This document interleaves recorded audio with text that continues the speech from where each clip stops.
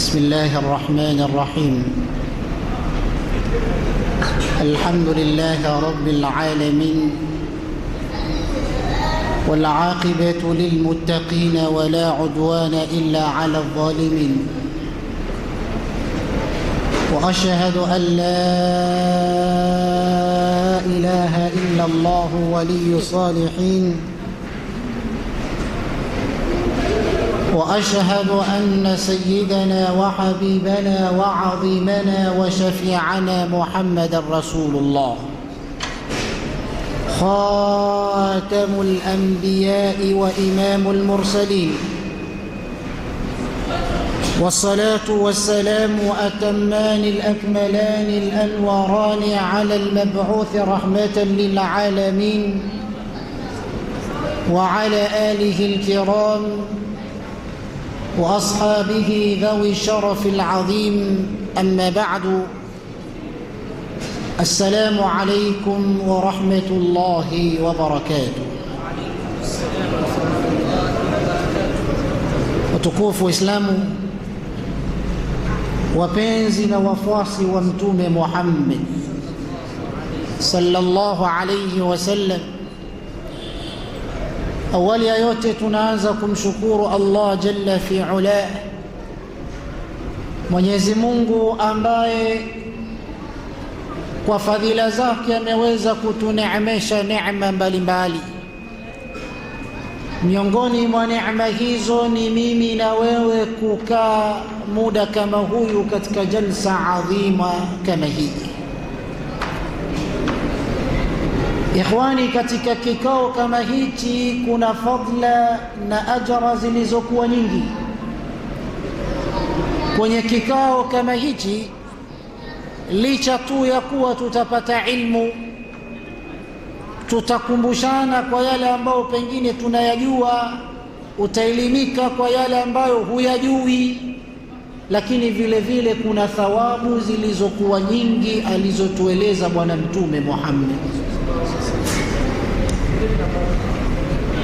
Kwa hiyo tuchukue dakika chache ili tuweze kukumbushana machache katika mengi aliyotuachia Bwana Mtume. Na kikao changu muda huyu tutaishi pamoja na nyinyi, hasa mazungumzo yatawalenga ni wazazi wa watoto. Maudhuu muhadhara unaeleza, unasema amanatul atfali. Tutazungumzia juu ya amana ya watoto. Falatfalu ni'matun kubra ala an-nas, watoto ni neema kubwa sana kwa watu. Hajui hilo isipokuwa yule ambaye Allah ameweza kumneemesha neema ya kuwa na mtoto au kupata watoto. Watoto ni neema miongoni mwa neema zake Allah. Tamla'u hayatuhum bahjatan wa surura, kupitia maisha ya watoto huwa yanawafanya wazazi kuwa na bashasha, kadhalika na furaha. Watoto ndani ya nyumba wanavyokuwa wanakimbizana yaminan wa shimala, zile vurugu za ndani ya nyumba ndio zinampa furaha mzazi. Mzazi huwa anapata furaha, anafarijika pindi anapoona nyumba yake imechangamka na watoto. Wataziduha ansan wa hubura, kadhalika maisha ya watoto yanawafanya wazazi kuwa na ukaribu pamoja na uchangamfu. Maisha ya watoto yanawafanya wazazi kupata utulivu pamoja na faraja. Na wazazi huwa yaishuna saadatan wa amana, wanaishi katika furaha na amani pindi wanapokuwa na watoto. Hum masabihul buyut, watoto ndio masabihul buyut, ndio taa za nyumba, zinafanya nyumba inakuwa na nuru, zinafanya nyumba inachangamka. Watoto wa qurratul uyun, watoto ndiyo kitulizo cha macho. Mtu anaburudika na farijika pindi anapokuwa na mtoto. wa hum zaharatul yawmi wa thamaratul ghad, watoto ndo tunda la leo, watoto ndo ua la leo na ndio tunda la kesho. Amalul mustaqbal, mtoto ndo tumaini la baadaye. Leo unampa posho, leo wewe ndio unamlea, lakini kwa kutarajia kwamba itafikia kipindi mgongo wako umeshapinda, ngozi yako imekunjama, nguvu za mwili sasa zimekwisha, unakuwa unatembelea mguu wa tatu wa ziada, mkongojo. Hapo unatarajia kwamba hawa watoto ndo watakufariji, hawa watoto ndo watakaokupa posho sasa wakati huo, kwamba watoto ndo amalul mustaqbal, ndo matumaini ya baadaye. Tunatumaini kwamba leo tunawalea, ila kesho hawa watoto na wao watakuja kutulea na kutuweka katika usawa na maisha yaliyokuwa mazuri. Na Mwenyezi Mungu mtukufu alionyesha kwamba watoto ni moja katika vitu vinaupendezesha ulimwengu. Katika Qur'ani Mwenyezi Mungu alizungumza akasema, almalu walbanuna zinatul hayati dunya walbaqiyatu salihatu khayrun 'inda rabbik والباقيات الصالحات خير عند ربك ثوابا خير عند ربك ثوابا وخير أملا. Allah anasema mali na watoto ni zina, mali na watoto ndio pambo ya maisha ya dunia. Bimaana dunia kama inapendeza, dunia inapendeza na mali, dunia inapendeza na watoto, na yale matendo mema mazuri yaliyobakia ni bora kwa Mola wako kwa malipo na ni bora kwa matumaini. Mwenyezi Mungu akaonyesha kwamba watoto ni pambo, watoto ndio mapambo ya dunia. Lakini pamoja na kuyasema yote hayo, huyu mtoto ikiwa hakupata malezi bora, ikiwa huyu mtoto hakuandaliwa vilivyo, huyu mtoto atakuja kuwa ni mzigo kwako. Mtoto kama hakupata malezi, hakuandaliwa, hakupata tarbia, hakupata akhlaqi, mtoto huyu atakuwa ni mzigo kwako kuanzia hapa duniani mpaka akhera. Na ndio maana Mwenyezi Mungu katika suratu Taghabun utamsikia alizungumza akasema, ya ayyuhalladhina amanu يا أيها الذين آمنوا إن من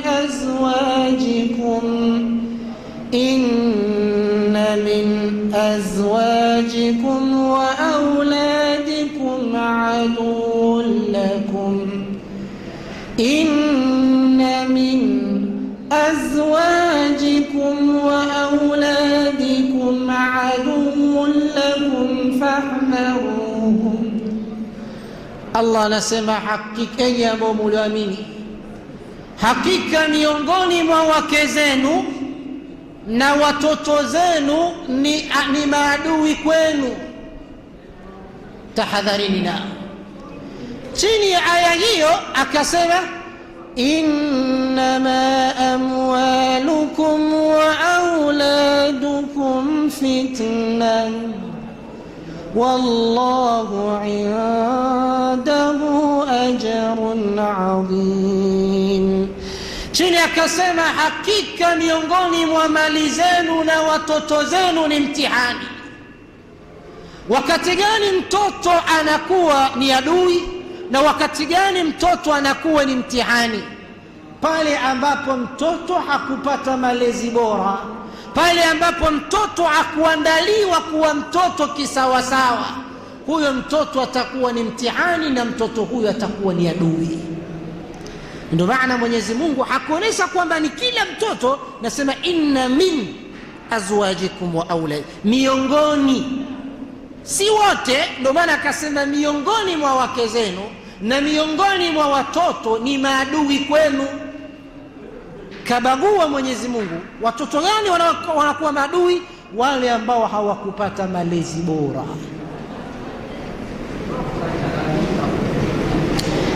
Nisikwambii kwamba mtoto anaweza wakati mwingine akakutoa katika mstari ambao ungelikuwa ni wa kukupeleka peponi, akakupeleka katika mstari wa kukuingiza motoni. Kisoma Qur'ani, Mwenyezi Mungu alitupa habari za Musa na Khidri. Katika habari hizi kuna mazingatio makubwa sana. Al-Imam al-Bukhari alizungumza katika kitabu chake akasema, inna Musa qama khatiban fi bani Israila. Nabii Musa siku moja alisimama akawahutubia wana wa Israeli, akawatulia mawaidha ambayo ilikuwa ni mauidhatun baligha, mawaidha ambayo yalifika katika nyoyo zao. Kila mmoja aliguswa na mawaidha yale ambayo aliyatoa Nabii Musa, kiasi ya kwamba ikapelekea mmoja akaulizwa Nabii Musa katika hadhara hii, ayu a'lami nnasi, hivi Musa unaweza ukatuambia ni nani mjuzi zaidi kuliko watu wote? Yani mauidha aliwafika mpaka wale watu waliokuwa pale wakaona kwamba hakuna mtu msomi zaidi ya huyu bwana. Ikapelekea wamuulize, nani msomi kuliko watu, nani msomi zaidi kuliko watu? Musa akasema ana, mimi. Na alikuwa hajakosea bado, kwa sababu Musa ni nabii min anbiya illa, kwanza ni nabii miongoni mwa manabii za Allah, alafu anateremshwa wahi, hajakosea. Na zaidi ya hapo, wakallama Allahu Musa taklima, Musa alikuwa akizungumza na Allah bila kuwa na malaika katikati kupeleka zile message. Alikuwa yeye anapeleka sauti yake moja kwa moja kwa mmiliki wa mbingu na ardhi. Ndio maana alikuwa na haki ya kusema mimi, kwa sababu hakuna swali lolote ambalo angeulizwa Musa akakosa majawabu, kwa sababu anapata risala kutoka kwa Allah subhanahu wa ta'ala. Lakini Mwenyezi Mungu hakupenda Musa sifa ile aipeleke kwake. Alitaka Musa ile sifa angerudisha kwa Mungu, kwamba mjuzi wa wote ni Allah. Kataka kumpa somo Musa, kwambia Musa, yupo mtu ambaye ni mjuzi zaidi yako. Musa akapata ile hamu ile eghera, akapata ule, akaingia na ile tamaa ya kutaka kujua ni nani naende akasome kwake. Mwenyezi Mungu akampa location, akamweleza namna gani atampata huyo bwana. Kamwambia, mchukue samaki, nenda chukua safari, chukua njia fulani, sehemu utamkosa huyo samaki ndo sehemu utampata huyo bwana. Musa akamchukua kijana wake, wakaanza safari. Safari ilikwenda, Mwenyezi Mungu anasema, mpaka walipofika Majma'ul Bahrain, sehemu ambayo ni ya makutanio ya bahari mbili, bahari mbili zinakutania pale. Musa akawa amemwambia kijana wake, tujipumzishe kwanza, tutulie, tumechoka. Wakawa wamepumzika na Musa akalala. Katika kupata usingizi, kijana yule aliliona tukio ambalo lilimpa mshangao mkubwa sana. Yule samaki ambaye alikuwa tayari kishapikwa vizuri, yamekaangwa, lakini tahamaki anaona kile kikapu kinaanza kutikisika, hatimaye kikapu kinaanguka, samaki yule anaingia ndani ya bahari, anapiga mbizi, anaondoka zake. Ala, kitu ambacho kilimshangaza yule kijana wake, akaweka nia tu, bwana mkubwa akiamka, jambo hili nitamueleza. Na maana jambo la ajabu, Nabii Musa alipoamka usingizini mwake, yule kijana akasahau, safari ikaendelea. Walipokwenda wamefika mbali kweli kweli. Nabii Musa sasa namwelekea kijana, amwambia, atina ghadaana laqad laqina min safarina hadha nasaba, leta sasa chakula yetu, safari imekuwa ndefu na njaa zinauma, leta chakula tule. Musa aliposema vile, ndio kijana anakumbuka, la, umenikumbusha. Akampa mkasa wote wa habari zilivyokuwa. Musa akasema, hapo hapo ndipo napopataka. Maana Allah alimwambia sehemu ambapo samaki atamkosa ndio sehemu atafanyaje, atampata huyo bwana. Turudie. Wakarudia tena nyuma huko, wakarudia kule Majma'ul Bahrain. Kweli wakamkuta yule bwana ambao Mwenyezi Mungu alimsifu, anasema ni abdan min ibadina, ni mja miongoni mwa waja wetu sisi. Sio malengo kueleza kisa chote, lakini Musa alifika kwa yule bwana akamwambia, hal attabi'uka ala an tuallimani mimma ullimta rushda, kamwomba naweza nikakufuata, na lengo la mimi kukufuata wewe si jingine, ili unielimishe miongoni mwa wale ambao Allah amekuelimisha, ni chote ilmu kutoka kwako. Maana Mungu ameshamwambia kuna vitu ambavyo huyu bwana anavyo Musa hana. Yule bwana majibu yake yalikuwa mafupi sana. Anamwambia Musa, innaka lan tastati'a ma'iya sabra, wewe hauwezi ukavumilia kuwa pamoja na mimi, hauwezi kuwa mvumilivu. Tena akamwambia, wa kaifa tasbiru ala ma lam tuhit bihi khubra, na vipi utasubiri kwa yale mambo, utakuwa mvumilivu kwa yale mambo ambayo huna habari nayo? Lakini Musa akawa mpole, na hii sifa kila mwanafunzi aichukue ukitaka ilmu. Musa alimwambia mambo mawili, kamwambia yule bwana, satajiduni, anasema utanikuta mimi sabira, satajiduni insha Allahu sabiran wala a'si laka amra, Mungu akipenda mimi nitakuwa mvumilivu wala sintopinga amri yako.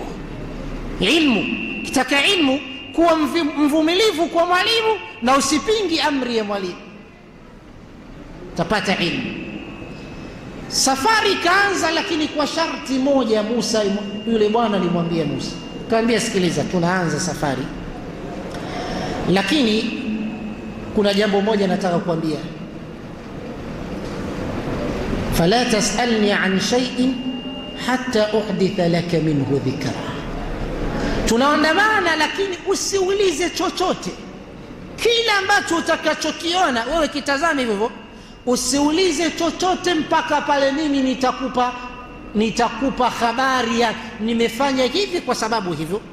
Chochote utakachokiona usiulize. Sawa. Safari ikaenda, ninapopalenga sasa ni hapa. Mwenyezi Mungu anatueleza, anasema, fantalaqa hatta idha laqiya ghulaman faqatala. Hapo ndo mimi ninapopataka. Safari yao ikaanza, wako watu wawili, kijana wake Musa alirudia, wakaondoka. Hata idha laqiya ghulaman, nasema wakafika sehemu wakamkuta kijana anacheza na vijana wake, jumla walikuwa vijana watatu, kama alivyoeleza Ibn Kathir katika Qasasul Anbiya. Kakuta vijana watatu wanacheza. Yule bwana akamchukua kijana mmoja katika wale vijana watatu, fakatala, kashika shingo yake, kaua, kitu ambacho kilimshitua Musa. Musa alikuwa tayari alishauliza mara ya kwanza, akaambia, wewe si nilikwambia usiulize? Akasema, basi nilikuwa nimesahau. Lakini katika hili la kuwa Musa hakusahau, alikumbuka kabisa kwamba ameambiwa asiulize, lakini anaona nafsi ya mtu inauliwa, kauliza, aqatalta nafsan zakiyatan bighairi nafs laqad ji'ta shay'an nukra. La, unaua nafsi tena ya mtoto mdogo, isiokuwa na madhambi, isiokuwa na hatia. Umefanya jambo baya kweli kweli. Majibu ya yule bwana yalikuwa yale, alam aqul innaka lan tastati'a ma'iya sabra, wewe sikukwambia kama hautokuwa mvumilivu kuwa pamoja nami? Mwisho wa safari, sababu Musa aliuliza tena, baada ya hapa yeye mwenyewe akajiwekea kikomo, nikiuliza tena sintandamana tena na wao. Na alipofika mara ya tatu akauliza, safari yao ikawa imeishia pale, lakini akawa amempa habari kwa nini amefanya. Sasa yule bwana akamwambia, amma alghulam, yule kijana nilimuua, fakana abawahu, anasema amma alghulamu ama yule kijana niliyemuua, fakana abawahu mu'minaini, wazazi wake hawa wa yule kijana walikuwa ni waaminifu, wacha Mungu, ni watu ambao wako karibu sana na Mungu.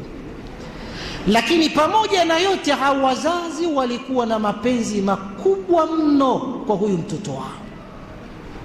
Allah hajawajalia mtoto zaidi ya huyo mmoja, lakini huyu mtoto anavyokuwa, kadri anavyokuwa, tunavyomuona anakuwa kwa maadili yasiokuwa mazuri. Sasa anasema fakhashina an yurhiqahuma tughyanan wa kufra, tukahofia sasa huyu mtoto anavyokuwa anakuwa na tabia zisizoeleweka, na hao wazazi wacha Mungu wana mapenzi kwa huyu mtoto. Huyu mtoto ndo sema moja kwa wazazi, tukahofia huyu mtoto asiwaingize wazazi wake katika uovu pamoja na ukafiri. Umeona, mtoto anaweza kawa sababu ya kuwatoa wazazi katika mstari, na tunayaona katika zama zetu hizi. Watoto ndio wamekuwa wana kauli juu ya wazazi wao, kwa kuwa tu pengine yeye ndo anatoa posho, basi yeye ndo anazungumza kila kitu, yeye ndo mwenye kauli ya mwisho, wakati haikutakiwa mambo yawe hivyo. Mzazi ndo anatakikana awe na kauli kwa mtoto. Lakini kwa kuwa ni akhiru zamani, na Bwana Mtume Muhammad alikuwa ameshatabiri hilo, kwamba katika alama za mwisho wa dunia, antalida amatu rabbata, amesema hivyo, yani mzazi atakuja kutawaliwa na mtoto, mtoto ndo atakuwa mtawala na mtawala mzazi wake.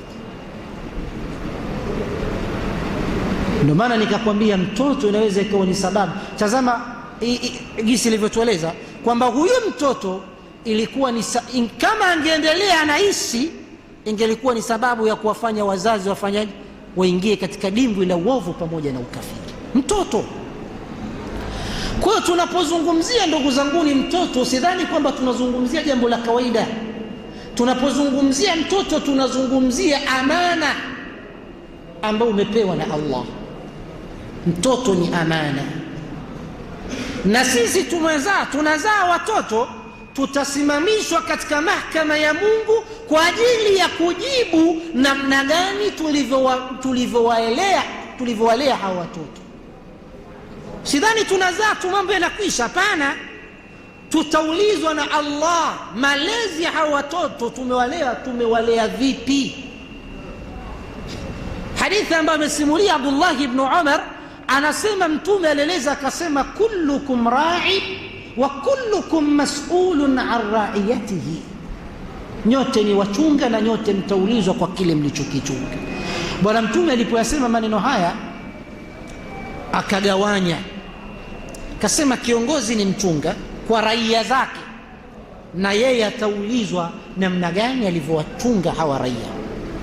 Kisha akasema warajulu ra'in ala ahli baiti, na mwanamume ni mchunga juu ya watu wa nyumbani kwake, bimaana mke na watoto. Wa huwa mas'ulun an ra'iyatihi, na huyo mwanamume ataulizwa namna gani alivyowachunga. Isiwi ni baba tu wa kutoa posho, watoto wamekula, watoto wamepata maskani ya kuishi, watoto wamevaa, ikawa umeishia hapo, ujue kwamba una majukumu mengine zaidi mpaka hapo. Maana tukasema mtoto ni amana, na hii amana tutaulizwa na Allah namna gani tulivyoipeleka amana hii. Kwa hiyo tutizame njia tunazozipeleka, na Mwenyezi Mungu amesema, ya ayyuhalladhina amanu la takhunu Allaha war rasula wa takhunu amanatikum wa antum ta'lamun, enyi mlioamini, msimfanyie khiana Mwenyezi Mungu na mtume, na msizikhini amana zenu, ikiwemo amana ya watoto, msifanyie khiana.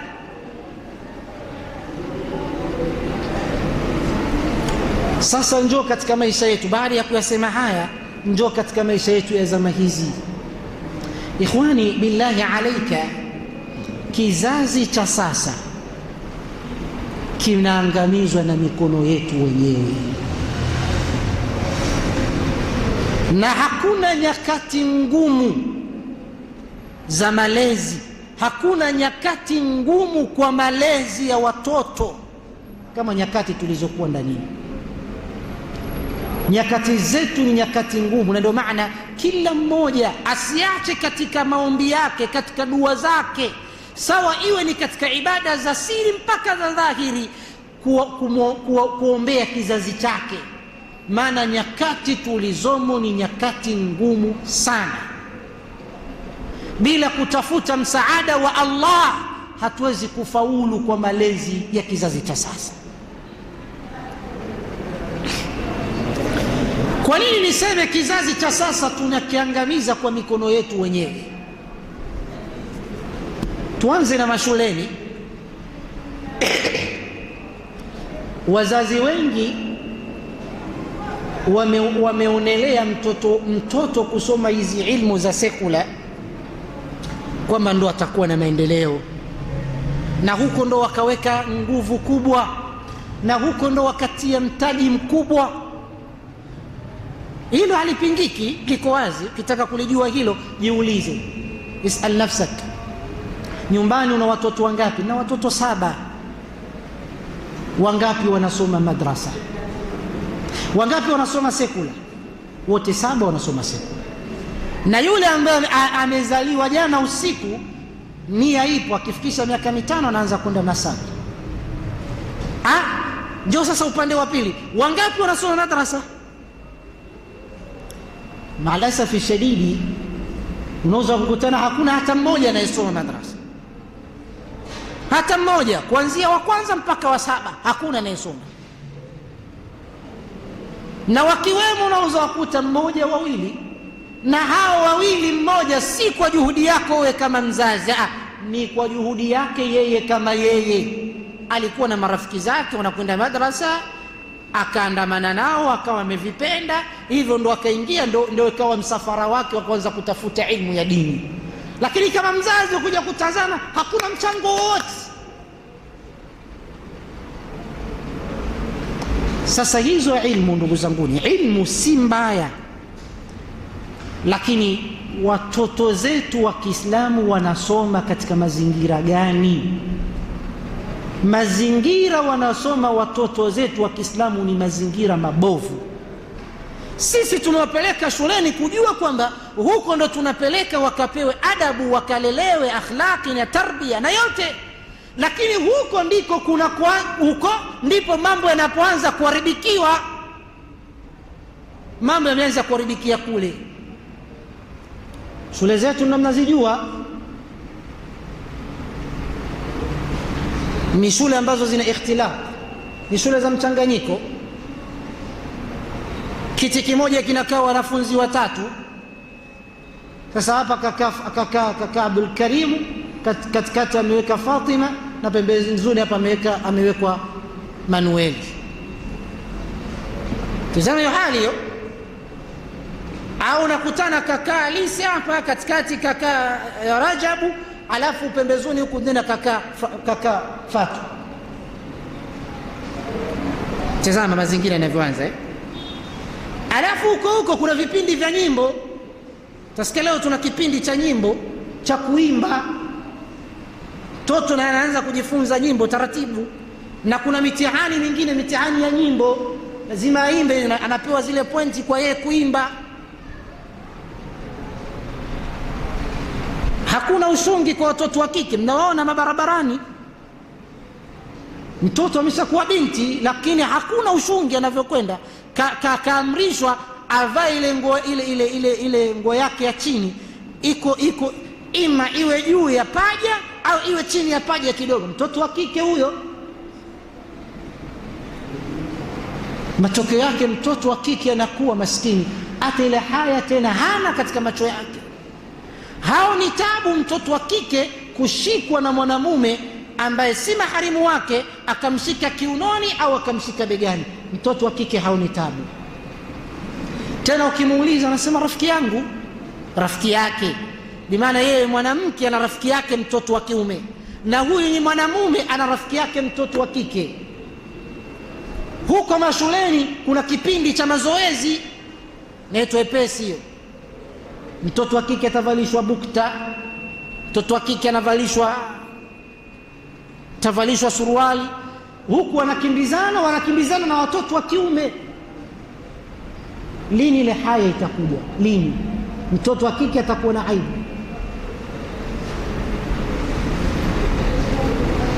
Huko mazingira si rafiki. Sasa mtoto amesoma dini, kuna virusi nyingi ambazo amekuwa nazo. Unaweza kukutana shule yenyewe imesimamiwa na Roman Catholic, ndio inasimamia shule. Kabla ya kuingia shuleni lazima kwanza wanafunzi wafumbe macho, waanze kuomba. Wanaomba kwa jina la nani? Kwa jina la Yesu. Na huku mtoto hana madrasa, hana antivirus, ambayo ikiwa wameweka virus kuna antivirus inakuja kusafisha, hakuna. Matokeo yake masikini mtoto kule amesoma usanii, kuna mchanganyiko, hakuna stara. Anakuja kumaliza masomo, masikini hajui chochote kinachohusu dini yake, hajui lolote kuhusu utamaduni wa dini yake. Ndiyo, kama ni mbunge tutampata, si ndio tunachotaka? Tusome na sisi, tuna mabunge, tuna waseneta, tuna mawaziri. Matokeo yake unakuja kumwona ni senata kweli, anaitwa Qasim Uthman. Qasim Uthman ukija kumtazama ni jina, lakini yeye na kafiri hakuna tofauti. Hana tasala, uso wake hauna nuru, hana kimwona hivi, kwa sababu mazingira aliyokuwemo ni mazingira ya kikafiri. Maskini hata ile attahiyatu lillahi ndani ya sala hajui.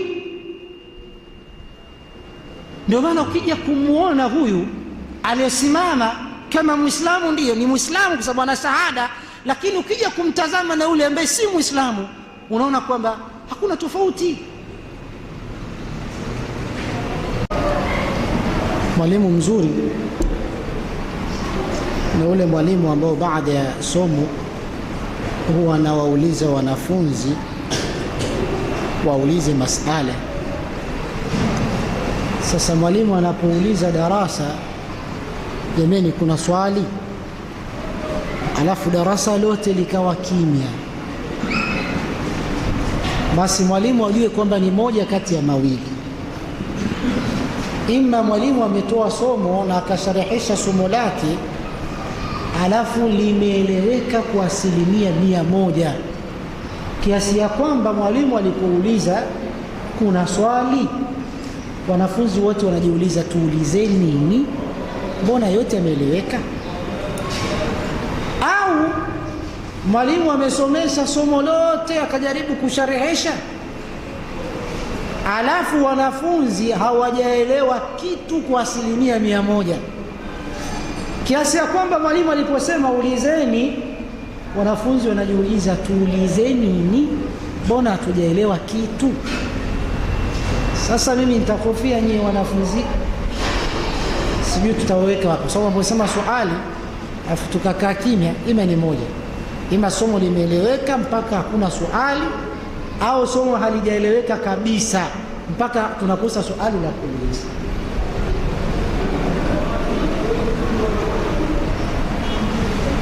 Kama nyie mna swali, mimi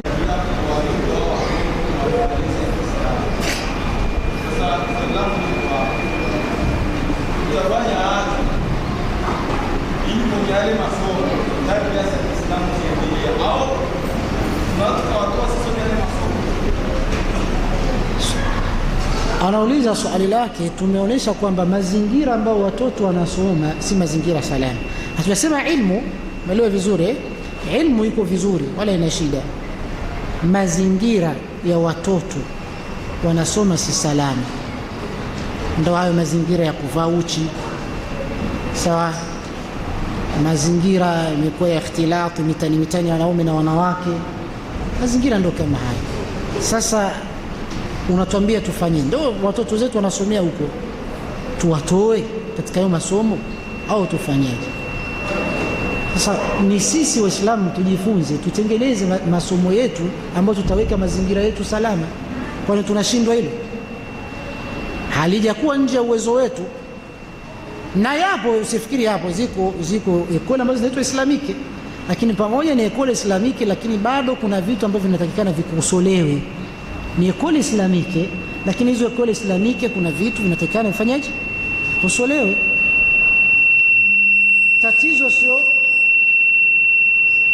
Tatizo sio kuwatoa, tatizo ni sisi tutafute madarisi zetu ambazo tutaweka mazingira yaliyokuwa salama, sawa, mazingira ambayo yatakuwa mazuri, hapo tutakuwa tumekwenda vizuri. Lakini kuwatoa sio natija. Naam.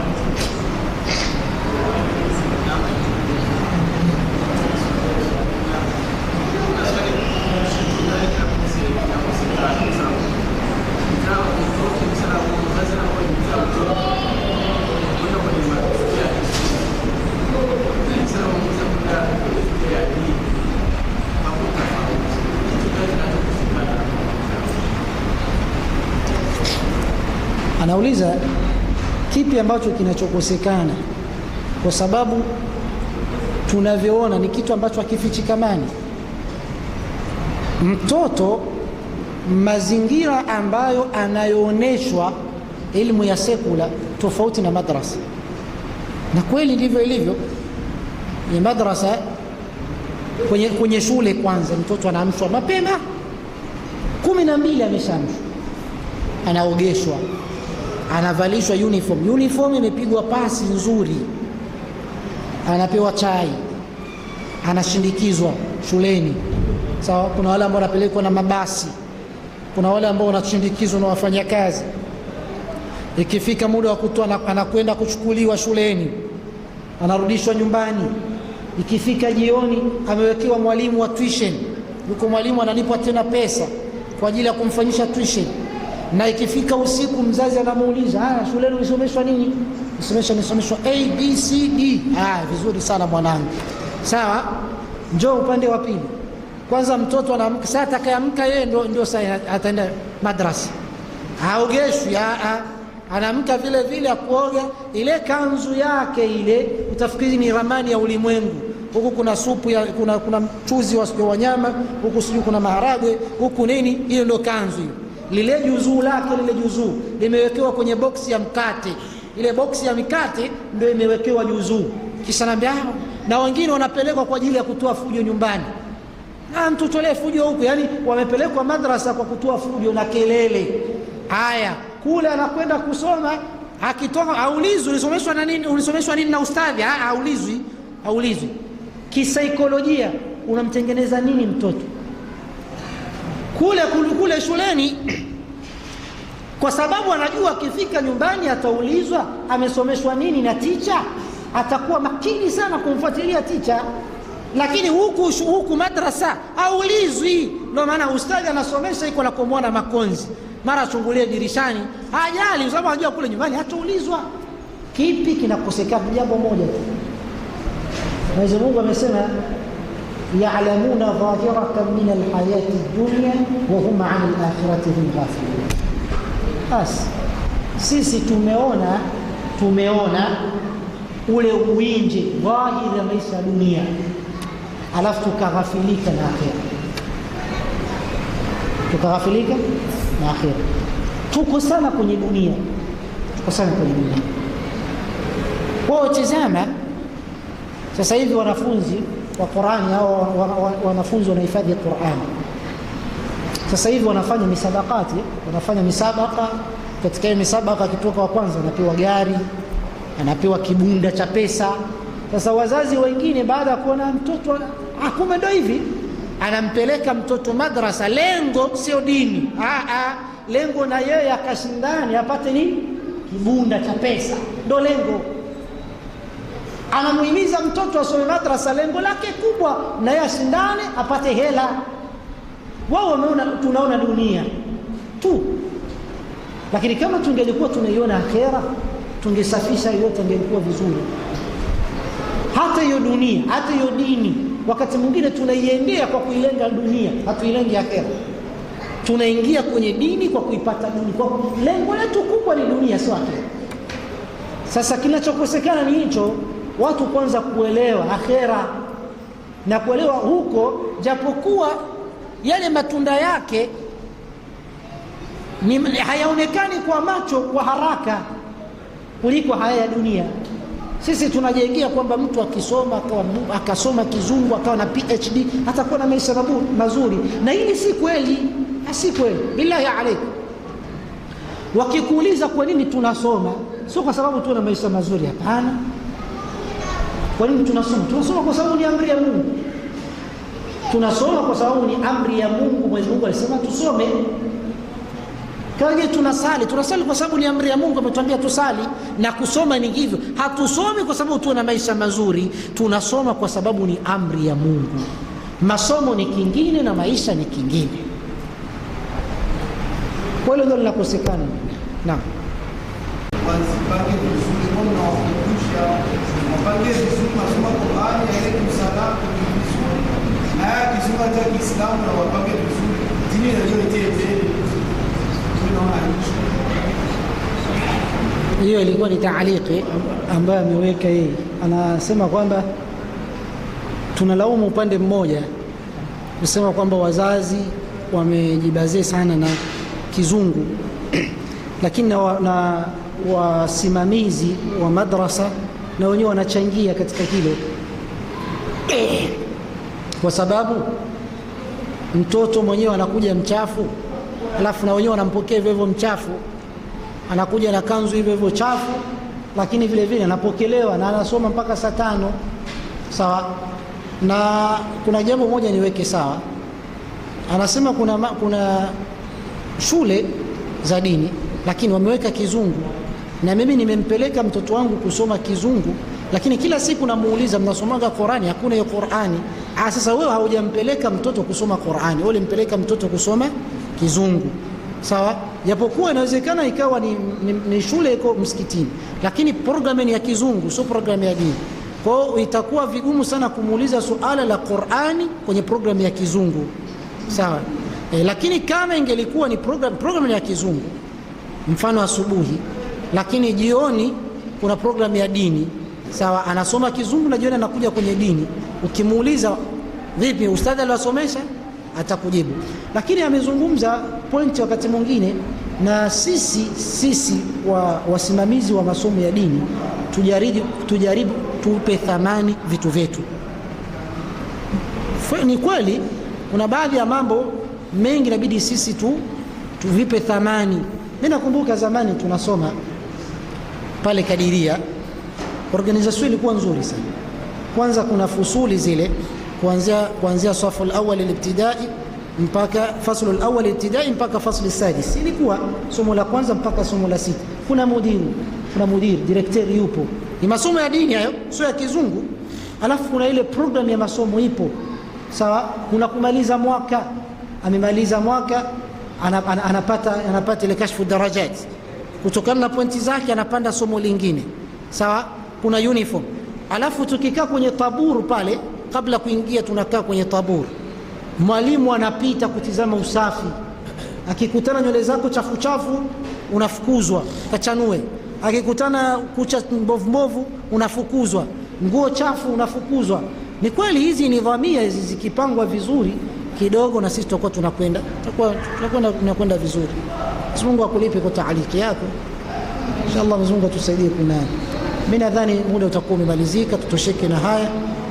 سبحانك اللهم وبحمدك نشهد أن لا إله إلا أنت نستغفرك ونتوب إليك. سبحان ربك رب العزة عما يصفون، سلام على المرسلين والحمد لله رب العالمين.